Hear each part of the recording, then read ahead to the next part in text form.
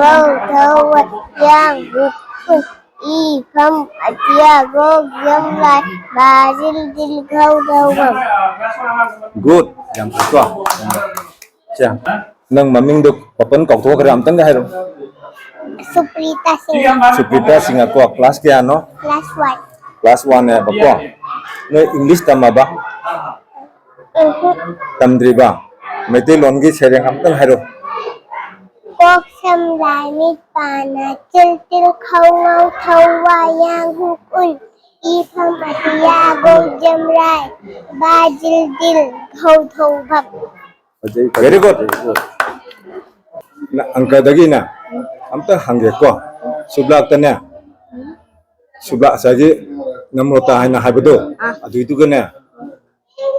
Taruk ki amtang hero. đâu kỳ đâu mà đâu thay tôi trông cha mẹ tôi mới cùng mấy trông à con ta trông tôi vì tôi nên không bắt đầu với mấy chục đồng Very good. Mapan gaya hero.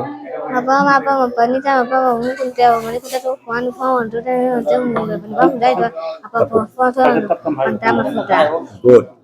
Adu nang taragi matak ti phabra. cha mà phá đấy ra Adi taragi ti phabra.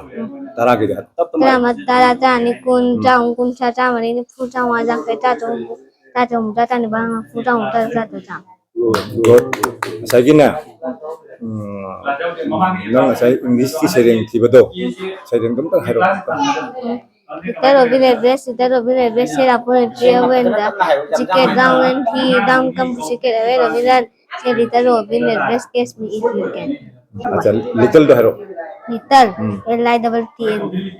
Down ki spelling hero. down D O W N Good. Audi nang English ki mayek tana. Wan dagi na kaya ba banan singam.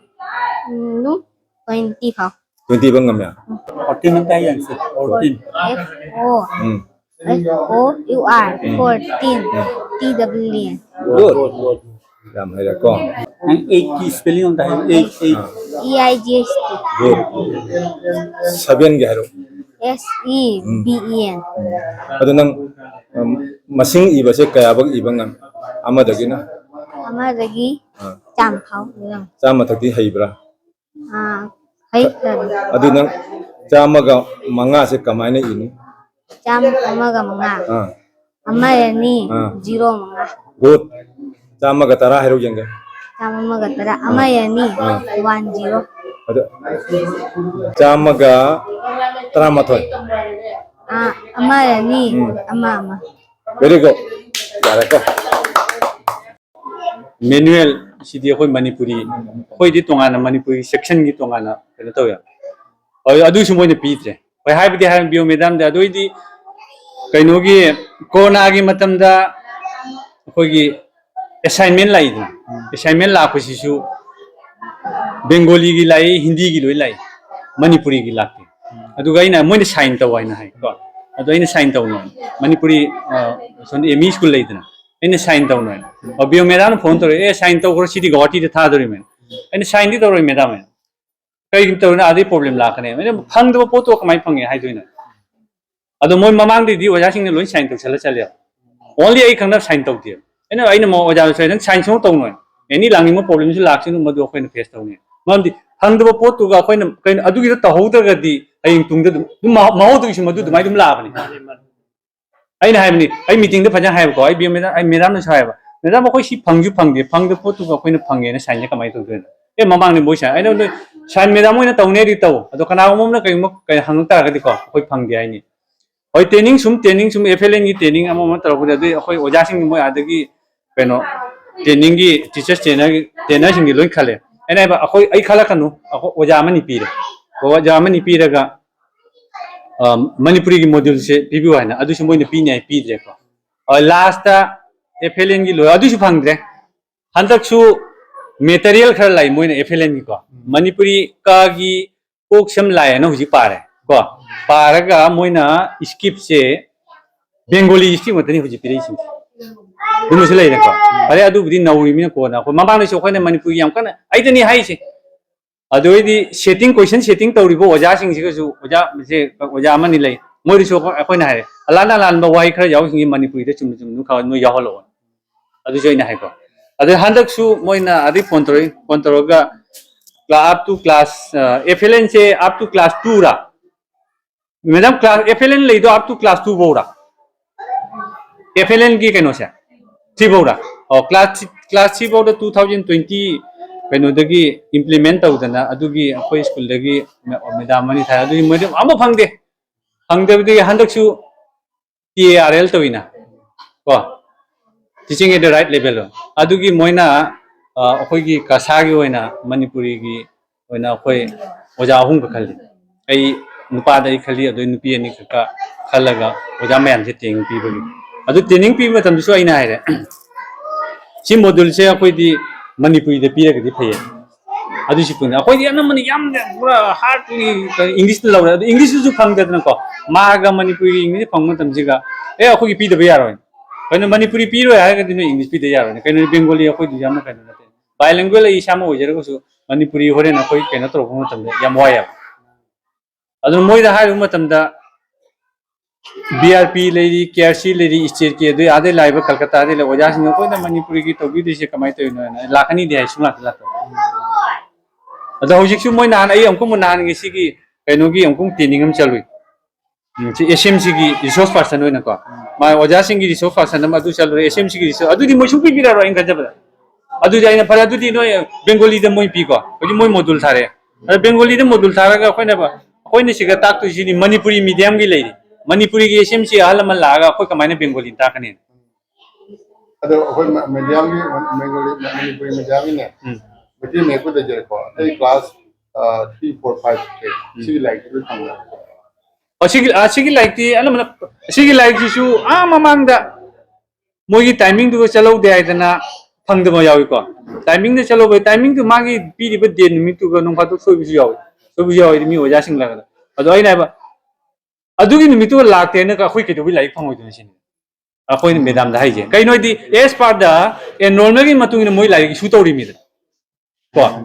अदो आइना अदुगी Moina office आइना अदु Moina like से ममांग कै तौर may like से Moina लागा English medium दा तमिबा छात्र सिंगी दमकता क्लास 3 की साहित्य से मोइ मथौ ताइना मोइ से योन बे यानी दा इसिंग सिंग मने इना हाइजे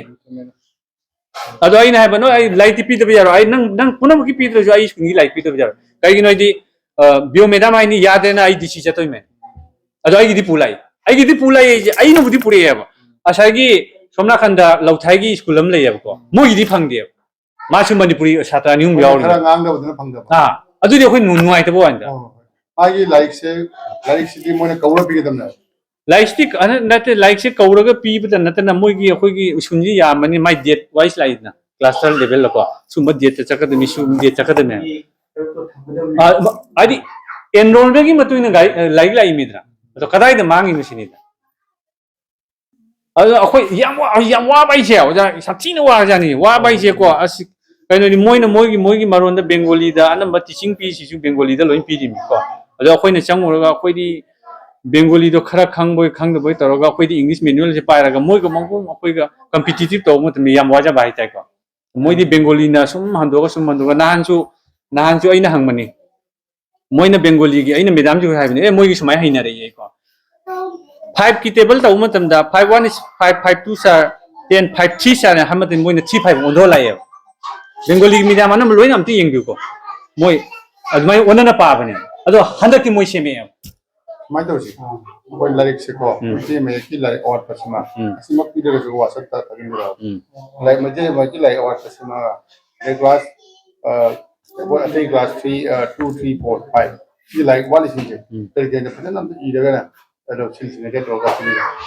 अखोइ अदु पुना स्कूल लमक के नतबने पुना मक स्कूल खरा अपन चके खले होदी मयाम चला कोई भी होगा बड़ी सने जरा होय सान ये वाला मानो पीरो है कोई भाती देखने वाला तो ना होना है कहीं मौन नहीं ओके बहुत भाती देखो मुझे अजो मोइना हो जाएगी हाई बहुत है हम चुम्मे आई इंग्लिश मीडियम की स्कूल का लाइक ने हम क्या हुआ बस असीदी अखोइना अदुम असीदी अखोइ मितेगी दुम आइना दुम हाइजे बवाने सी सेकेंड वाने अदुदि मोइना कैसो कनो मोइदो बुदि हाइ उसिनते मोइदा दुम के हाइ रोय तो बता वो मोइना आइजे सिना मोइदा कोई रिबा छात्र रिबा चिंगसे असि लाइक सुनो पिवा चिंग कोई हमने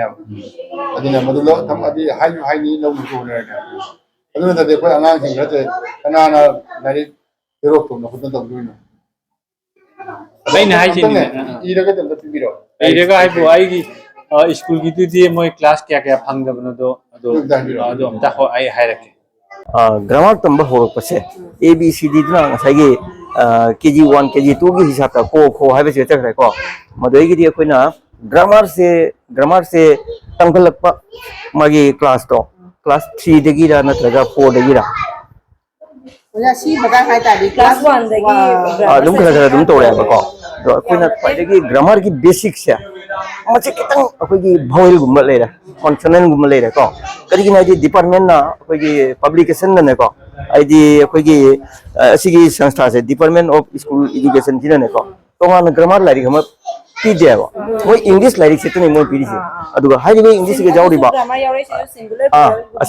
असिगे जाउरिबा मागी एक्सरसाइज के जाउरिबा ग्रामर से मसिन नदी सफिशिएंट नते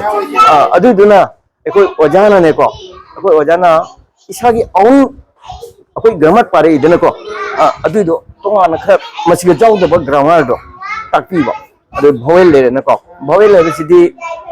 मय खुदिंगी भोवेल मथौ ताई भोवेल गी मय केनो मागी बेसिक नॉलेज खरा खंगनबा अदुगी सेंटेंस साबा खंगनबा अदुगी लाइरिक सिगे जाउदबा खरा मदुना अखोइगी मिथिलोंगी स्कूल न मुलई बसे इंग्लिश सोन बदगी ने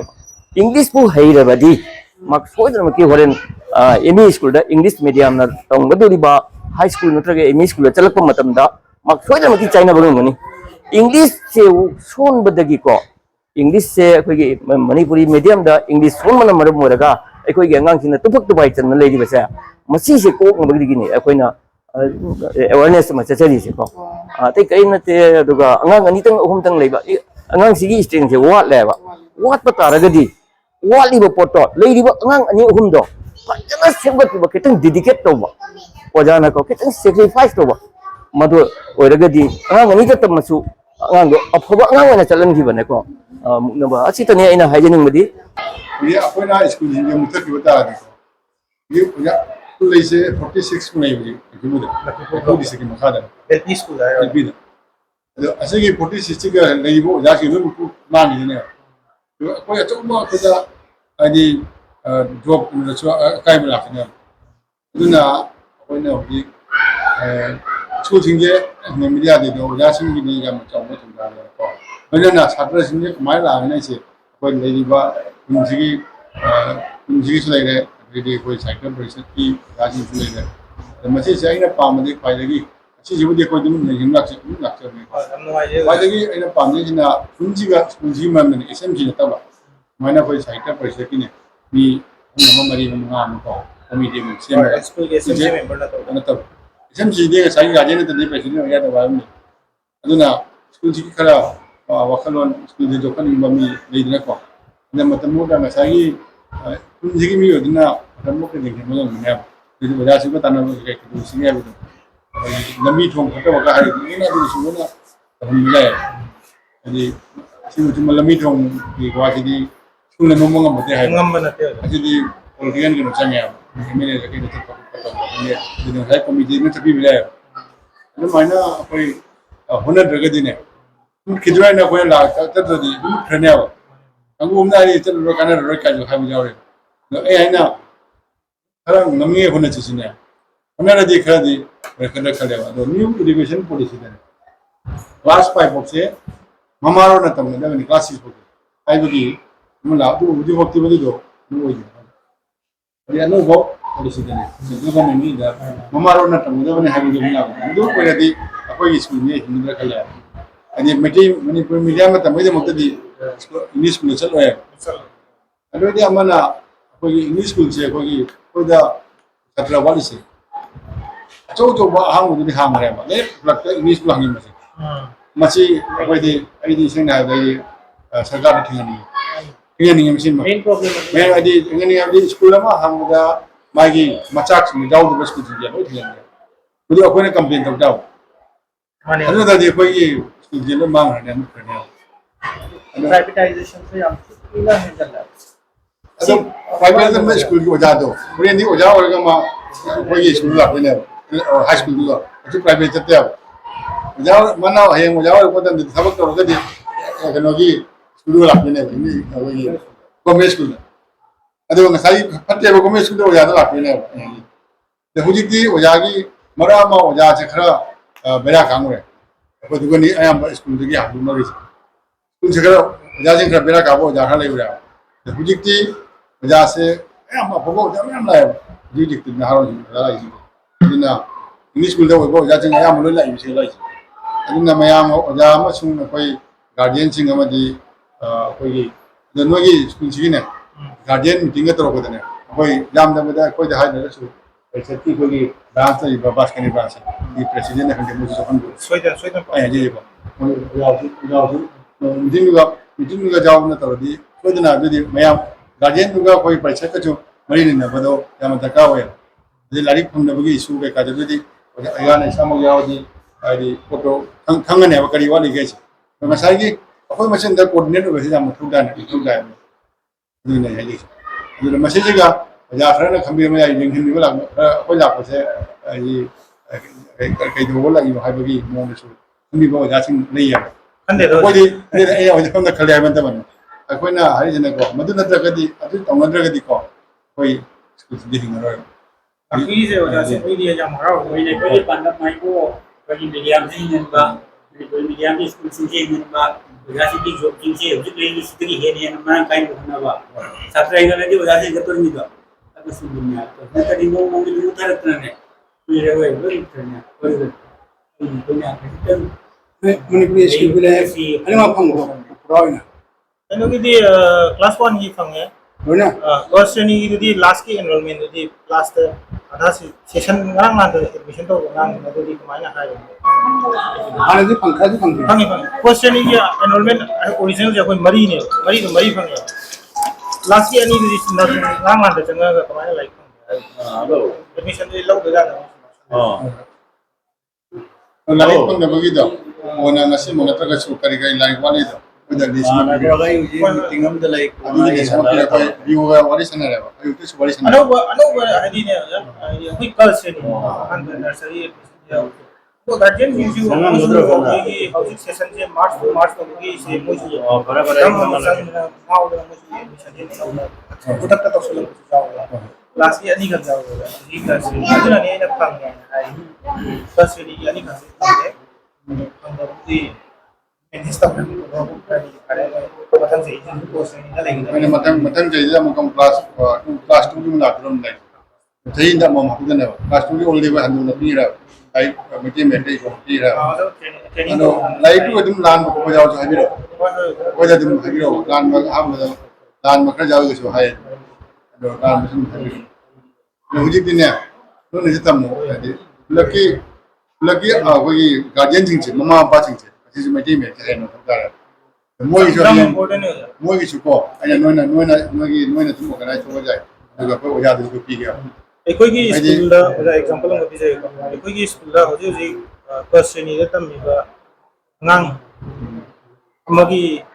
condition nga angang ani ka condition ni compare to hai angang amagi mama se miti mi se jana hire ma se training ga ada mitrani to duga aina ado hera jita hena ta do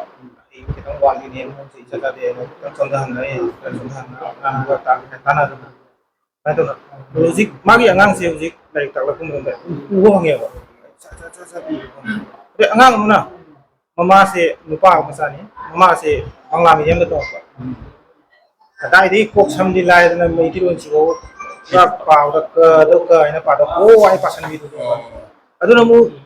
mana namu netek tem nah ini itu totally aku di kelas 1 dah dari beberapa jamin hari le mau jadi kita ya mama apa semua itu मुझे अभी class 1 है ना ताको वाले जो nursery ने ना ताको नहीं ले तो मैं कोई स्कूल की वाली नहीं तो जाती प्रॉब्लम मुझे ना ते है ज्यादा कोई सिम में आने बा अइना ये स्कूल से कने ओए पखा लो खानी आंग मतम दो अदुगा 10 डेज की ट्रेनिंग मा गार्जियन की होने गार्जियन जो जने मा मिलने अदुगा मो तौ से ये कोई गुलक पन्ना कोई अजी खंग दबया दे मिटी में खंग रतने हरनी मुतुं दा कोई जामा होता तो मरमदे मणिपुर दगी फोलप पेपर का सब ओनो जिमिति में ओले तोने मणिपुर की मिति में ओने कोई जे अदि हनजिंग जिके हनजिंग जे युं को जाई ना पीसिने को खंग दे खंग ले अनाव ता ने ये मणिपुर चला साइन बोर्ड से लोना मिट्टी में हो रहा पाप थोड़ा रोई पर अदु ना कोई जो जी मिट्टी में खन में बता है पता नहीं खन में जाते दम लूदी ने अजे मगा दुखो अदु जिगे मछ कोई हौबदा मयाम से खरा वाबी नताई होय आन बजे का वा तामै कल नंग ममिंग कई कवि Arif. खरीफ Arif. आरिफ करीनो मखादा कई जावी Arif Chaudhary. आरिफ चौधरी नंग स्कूल सी ममिंग करी कवि 539 Koregan DLP School. अच्छा नंगी क्लास नंग तमनिबो क्लास से क्या दनो 3 da. Roll number D 1. वाने बको जदि नंग ना पामजबने मैते लोनगी सेरेंग अमतंग Thero Asuk yamba yung sing sem li bani mistrina sem le tang ba Chaudhary su ai kanana bu sem li bano thira ba atia the li badu maduda thawai masaksuจะพาร์กว่าพาร์ยาเลยจ้ะมาทั้งเนี่ยนั่งกันน้องมาทั้งหายวันสุบลักกันเนี่ยมังงากีกันหายรู้ยังมังงานี่ตรายนะหายไปตัว mga intara mga ontra mga mikun mga kun mga mikun tra mga marikun tra mga laluมังงามาริกุน marikun mga kun mga turukun tra mga tet kun tra mga nipu mga panifu mga tarayangay masing dan ya nang angka masing da yang ko papan hang ko jangkai je ka mana i yang kai se spelling ada dum hairu ba yang kai se ne masing laro masing do masing yang kai gi masing do ai kudam mana ga manga iraga suino idana do jangkai ko idana mana ne jangkai taret che haru jang yang kai taret jangkai taret ka mana ini yang kai taret manga iraga taret ini dana do jangkai taret ko idana acha pare jangkai yang kai taret yang kai nipan jangkai nipan ko ado humbugi ibai haru jang humbugi humbu mathoi humbu ni thoi humbu toi humbu mari Dulu nang naming kari kawi. Sarmin Begum. Sarmin Begum. Oh. Terus kelas tan. 4. 4 tan. Tanoi ki tengok dah. Larik na yang menung sida English jauh lah. Yauri. Jauh ye. तो English से जब होता है ना ABCD दिखाबला तो ABCD तो तुझे लगा अल्फाबेट है को अल्फाबेट की मनुंग जुगा होए लेवे से नंग खंगा खंगे को होए कॉन्सोनेंट अदो खंगा दमी को अदो गई की नंग पोएम दिखाबला करी पोएम फारे All look at the moon. All look at the moon अंतर है ये Oh, look at the moon, she is shining up there. Oh, mother, she look.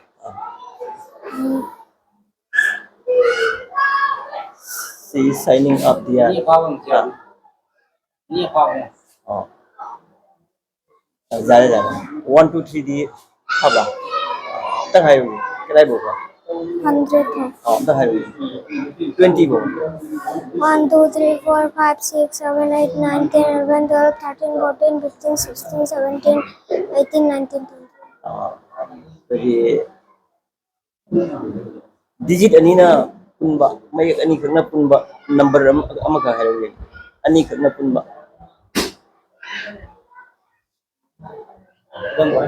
kadam 10 ani suidana 1 ga 0 ga adumaina bahung matang hayu ye 1 1 di amga tang lei na 10 dagi hogada ba ko digit ani hai ta daga di 10 dagi na 99 bo digit ani ni ha bo 55 digit ani adumaina ko English se ko English se ti mo English nangi maram nang na kari kari di what is your name araga nang mado kari ana kungani My name is Sarmin Begum. acha my name is Sarmin Begum.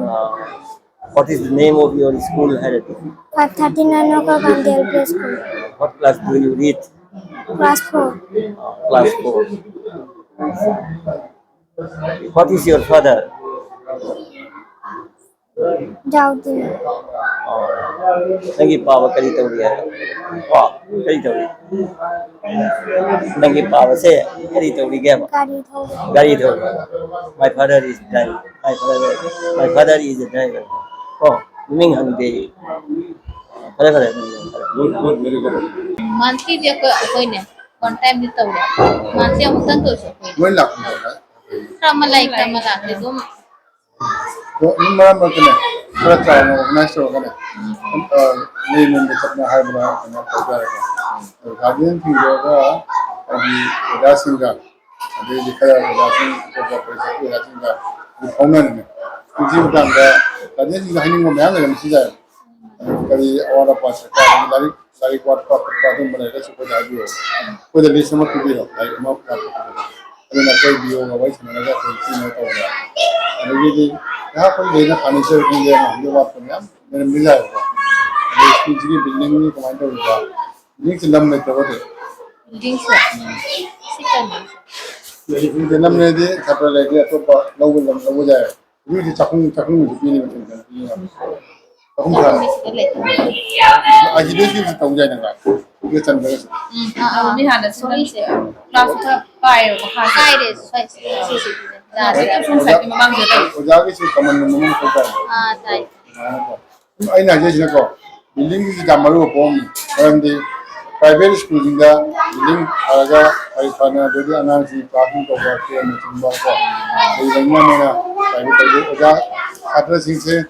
like to command to like this sir ai du ko koi ne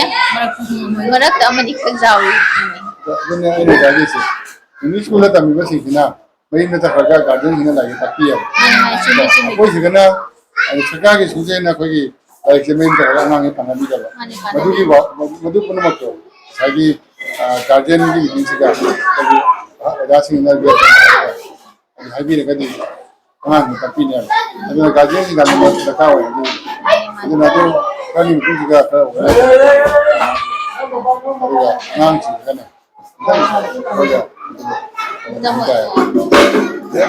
Dari segi matang tadi, ini pun Nangi phangyo cha nangi phangyo wat pale तो कोई हम जंग कोई school जे कन्ना बखना सी या कोई school जे कन्ना बखना जगह दे कोई सुजाम्बा स्कूल लकी बुदा स्कूल जंग ही बुदा जंग ही नहीं अजी मुट्ठ दे कोई जावरी सिंचे कोई फंगरा कन्ना अदे जे विद्या रो ओबे सिंचे छात्रा वाले दिन लोग लगता था लगे दी कोई हम तो बुझे काई नहीं कोई सिगत लकी बुदा जावरी से जा तो हम ना कोई की तो सिजे कोई तो मंगल की अबे अभी मतलब मणिपुरी मीडिया में से मैंने अहल मन सिंगा कोई जामुन तानना अंदर में से कोई भी लाइले जो कोई है मैं है ने थोड़े वो समझेगा कोई ने मुझे कर दी अरे मतलब नमो अमुआ ने पर पाजी दी यार रे अजय ने मसी से कोई लाइल में कहीं अभी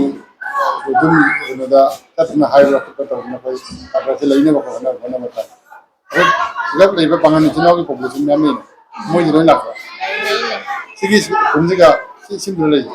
siam tan ये अभी पॉपुलेशन चाव पैसा की पंद्रह सुने medium school sih ये ना पांडा तो ये ना तुम्हारा पांडा ये medium से ये ना को ले जो तीन से नहीं आता ना पांडा medium से kata ni barang kait tu, jadi ni barang kait tu ini. Tu ni tu yang ini sudah mesti juga. Dia mesti depan mesti ada jadi itu sehingga tu jadi tu mesti jadi dia orang apa sektor full laga. Tu jadi ini orang mesti sini. class 4 Nangi maming hairo jengga. my name is Kesarap Singha Kari siang nayu maming do. my name is Kesarap Singha Kesarap Singha. Yung sagai kari gawi. Kayum sagai ne. Sangdra ba. Thokjom lo ai nam la ken. Konsam Konsam la. Jana haji class 4 ta tam ya ba ko. नंगी class 4 सिगा जाओ subject सिंग तब हाय येंगे करके subject तन Manipuri, English, Math, EPS, Dogelor. सिने लोरबा अदो नंग अंक की ने कोई टेबल दो टेबल खंगिना सुब्लाक तो अदो नंग क्या बो फाई आमादगी ना Ani day tarang ko. अनि दे तरा को मंगा के हम मतंग हाय दो येंगे Mga ani tara, mga hum tara, mga malikun, mga kun, mga taru kuntra, mga tara kuntra, mga nipan nifu, mga mapan nifu, mga tara yang kai. Thank you. अपन वहाँ में नंगा हंगी के नंगे इंग्लिश की ने सैरेंग फाबा जाओ बरा अम्मा तंग थीदरो Who is in the wind? Who is in the wind? Neither I know you, but when the lips hang trembling, the wind is passing through. Who is in the wind? Neither you nor I, but when the trees bow down their head, the wind is passing by.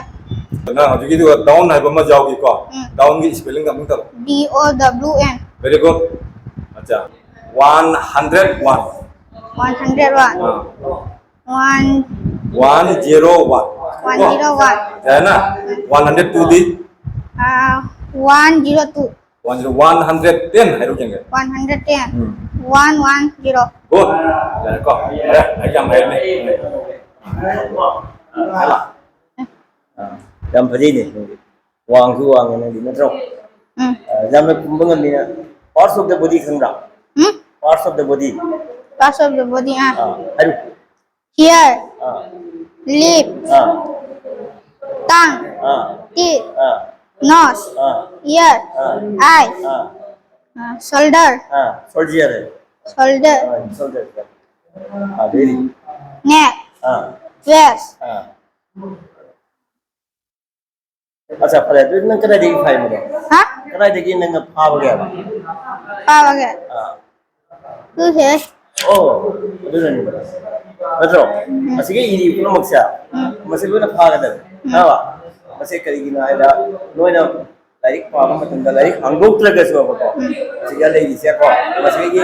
हम नमित को देंगे क्या तो देगी 12 months के तो है 12 months January, February, March, April, May, June, July, August, September, October, November, December. February से नमित क्या नहीं ना February से नमित क्या नहीं ना साब गया Unsan. Unsan से लाल 28 है को leap year दा 29 है क्या को January first month of the year से सही मगे मनों में पहले हम बा खास है करी नो January. January कोई की मेटे रोल दे सिले इता Itu hangga. मेटे रोल दा सिले इसी मेटे रोल Sajibu. हाँ Sajibu. Sajibu kalian ingin thawal namun merah yang kai penuh apa yang kalian lantas. अदो ये सही है इतनी masih के लेडी से को वो तो खाओ नल्ला जम पड़े नंग जम ना उनसे ना T. Sonia Devi. क्लास क्या ना 4. Roll number 3 Roll number 2. जना पावा मणिपुरी से हम मित्र से हम हाइरो Jonga chako ba ay koy handa kigi ama hami kigi dui matakta jonga ama tongami jonga dui minggi ina mahina kawi kadai chalu ina ma chalu bani pamda kari jang chari matata panwa jon chakka ma khadata ba aluga ilomba bu charai अदो enum मगों तम बनाना enum मगे बनाना rasai jantino moi tai ka ilom तो इरोम बगा rasai rokoro jantino boga ba ilomba ID निये तई ने English तम रे मोइनी हेन रे नि खंगन खंगबा ए नोनि मालोन मिते रतम से इसना आइडी हेन मनानि खलु खंगबा आई इमा मिते रे तमगा मालोन चा खबर तोरिमी खंगबा रोइ खुना जे खबर तोरिमी खबरबा हेन कुंद सुने इ मालोन हेन तमगा ने सबक मोइने नि जानो खंगोरिमी खंगबा अदुना मदु का हो जमने अवै जाउना तमगा बनि खंगबा